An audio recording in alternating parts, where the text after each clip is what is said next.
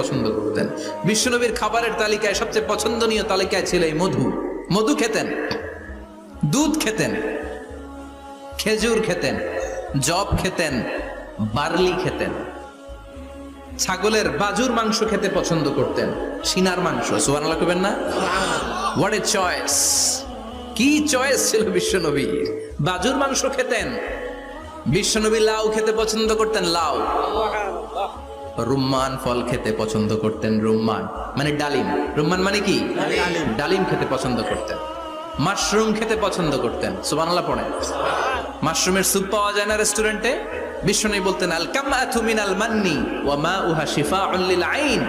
এই কামআ মানে মাশরুম, ব্যাঙের ছাতা, এটা হলো মান্না সালোয়ার মতো দামি খাবার।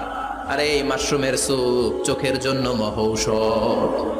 যাদের রাত কানা দিন কানা আছে, মাশরুমের স্যুপ খান, চোখ ভালো করে দিবে।